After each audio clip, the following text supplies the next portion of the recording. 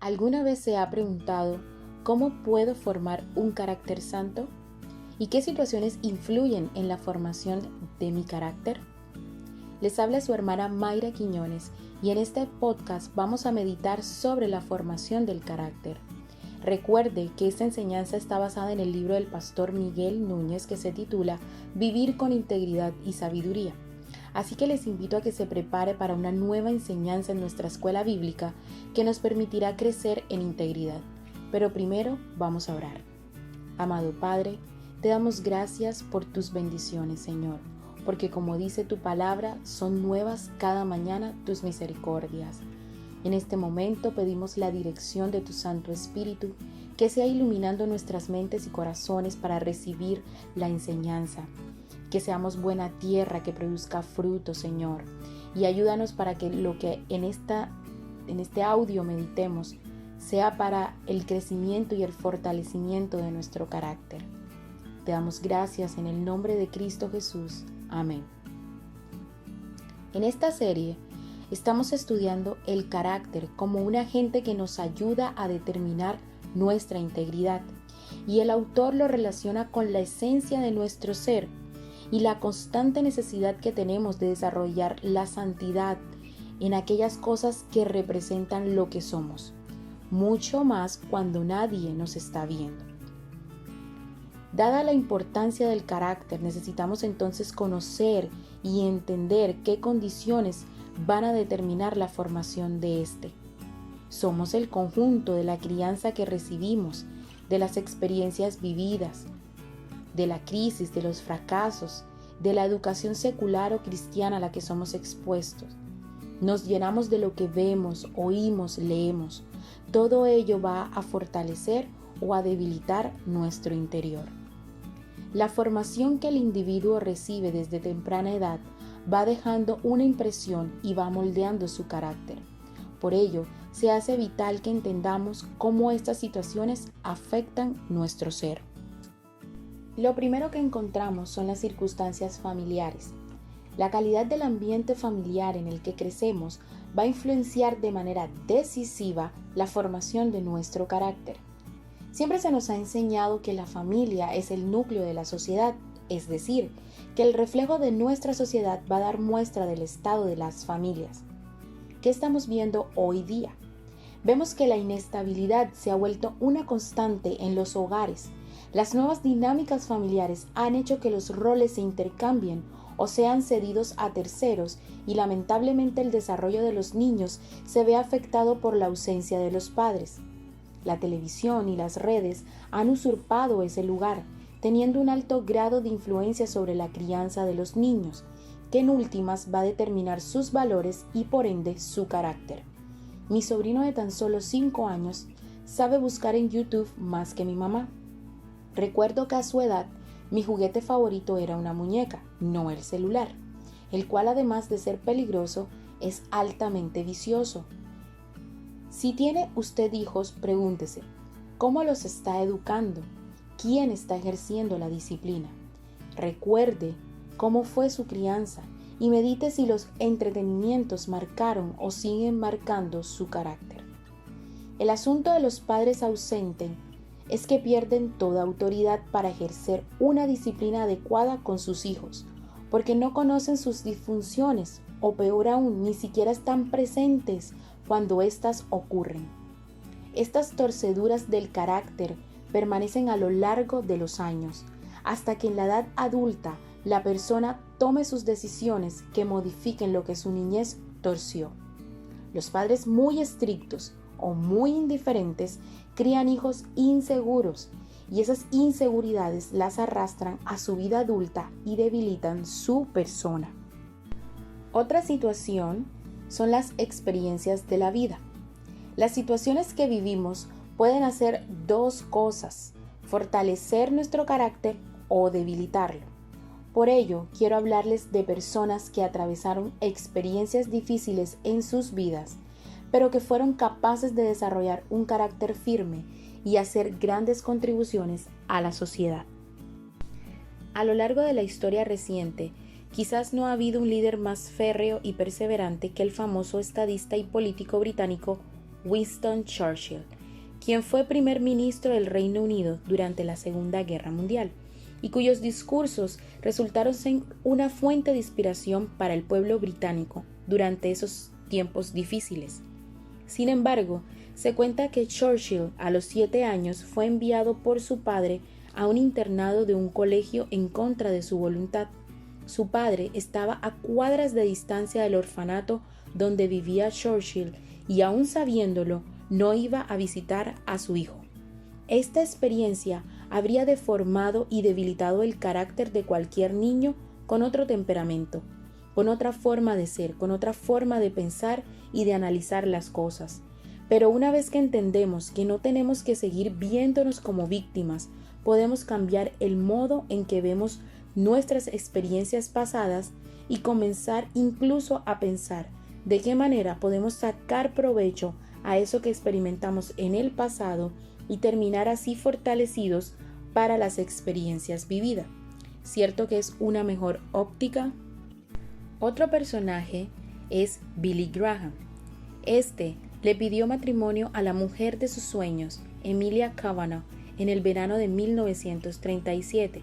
Ella aceptó su propuesta, pero meses más tarde rompió el compromiso con Billy diciéndole: «No estoy segura de que seamos el uno para el otro, es que no veo ningún propósito verdadero en tu vida todavía». Esa dolorosa experiencia preparó el corazón del joven Billy para el llamado que Dios le haría al ministerio. Meses después, mientras se paseaba por el campo de golf, Billy se arrodilló alrededor del hoyo 18 con los ojos llenos de lágrima y le dijo al Señor: «Está bien, Dios, si me quieres, me tienes. Aunque nunca tenga a Emily, te voy a seguir. Ninguna chica ni cualquier otra cosa tomarán el primer lugar en mi vida de nuevo. Puedes tener todo de mí, a partir de ahora te seguiré a todo costo». Billy Graham se convirtió en un reconocido pastor y evangelista. Incluso llegó a ser el consejero espiritual de varios presidentes estadounidenses y un hombre muy respetado tanto dentro como fuera del ámbito cristiano. El último personaje es José, el menor de 12 hermanos, el preferido de sus padres, que por envidia fue vendido por sus hermanos. De ser un niño de casa pasó a ser un esclavo en una tierra extranjera, Egipto. Fue acosado por la esposa de su jefe y puesto en prisión injustamente. Mas Dios siempre estuvo con él, y por su don de interpretar sueños fue llevado al faraón y fue puesto segundo en todo el reino. Esta situación lo llevó a reencontrarse después de muchos años con su familia y poder perdonarles. José pudo entender que Dios obra para bien a sus hijos y de acuerdo a su propósito. «Vosotros pensasteis mal contra mí, mas Dios lo encaminó a bien, para hacer lo que vemos hoy, para mantener en vida a mucho pueblo». Eso dice Génesis capítulo 50, versículo 20. Él, pudiendo usar su poder para vengarse de sus hermanos, no lo hizo, sino que los acogió, enseñándonos que a pesar de lo difícil que nos toque en la vida y de las dificultades que podamos tener con nuestras familiares, el perdón es el mejor camino, porque en medio de ello Dios está obrando. Estas experiencias y las que usted pudo o puede estar viviendo, el Señor las orquesta para formar su carácter en un mundo caído. Romanos capítulo 5 versículo 3 al 4 dice: «Y no solo esto, sino que también nos gloriamos en las tribulaciones, sabiendo que la tribulación produce paciencia, y la paciencia prueba, y la prueba esperanza». De esta manera, las tribulaciones, los fracasos, las crisis y las pérdidas contribuyen a la formación de lo que somos y a tener un carácter probado delante de Dios. Romanos capítulo 8 versículo 28 nos dice que sabemos que Dios dispone todas las cosas para el bien de quienes lo aman, los que han sido llamados de acuerdo con su propósito. El bien es conformarnos a imagen de Jesús. Dios entonces usa cada circunstancia para probar y fortalecer nuestro hombre interior. Pero si no tenemos el enfoque correcto, corremos el riesgo de vernos como víctimas de nuestras circunstancias, impidiéndonos sacar provecho de la experiencia. El problema no son las cosas que nos ocurren, sino cómo vemos esas cosas. Cuando vemos la crisis desde la perspectiva de Romanos 8, versículo 28, entendemos que estas son buenas para nuestro crecimiento espiritual. Nos llevan a buscar de Dios, a descansar en Él, a meditar en su palabra. Y esta es la razón por la que muchas veces Dios permite la prueba en nuestras vidas.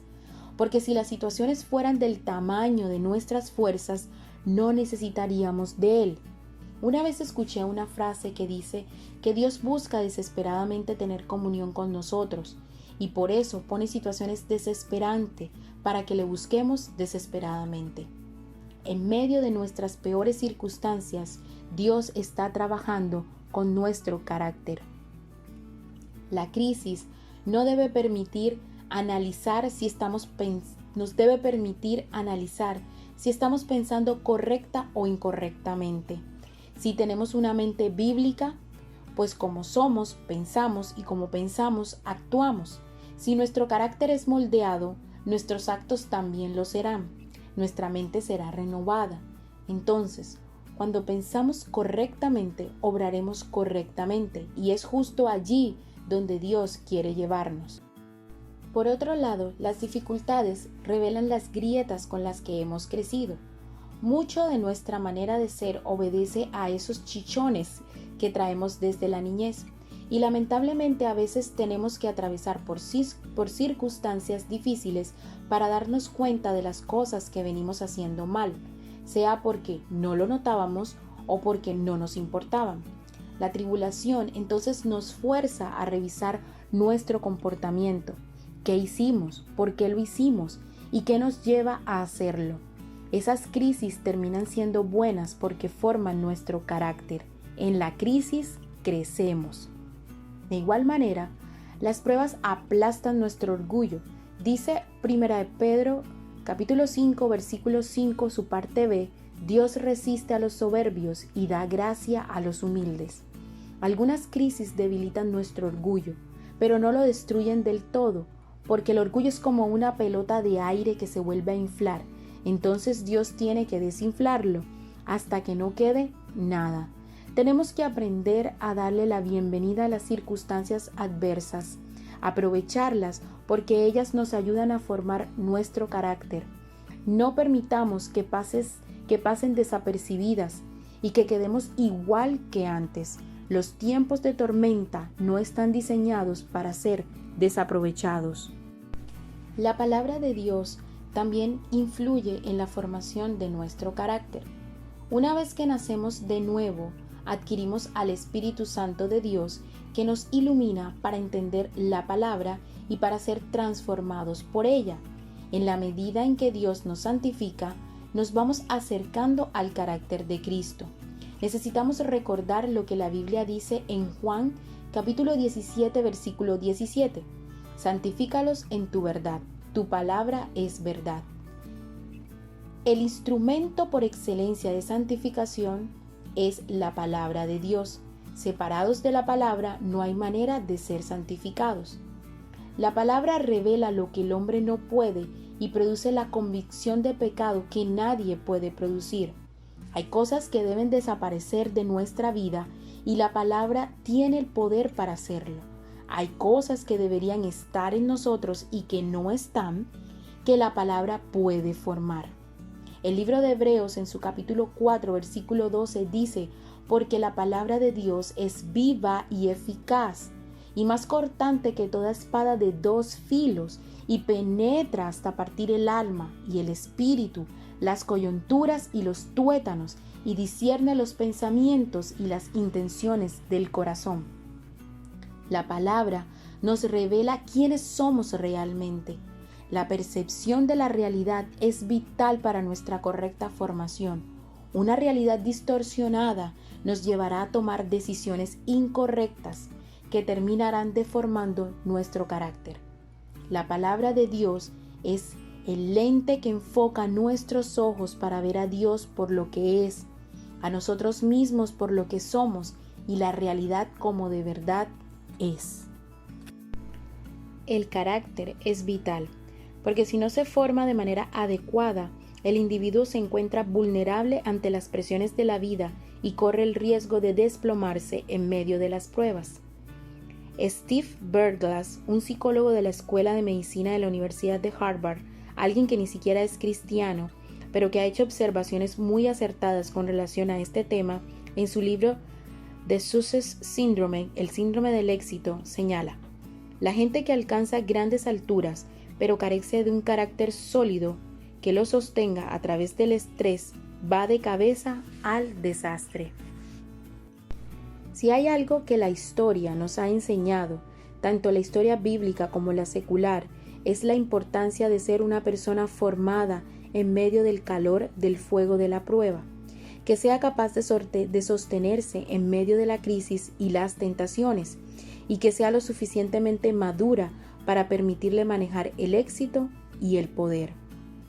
Si ponemos a una persona sin la fortaleza apropiada en medio de estas circunstancias, pronto veremos cómo esa persona se quebranta, porque es el hombre probado y forjado por Dios el que posee las herramientas necesarias para conducirse de manera apropiada en todo tiempo.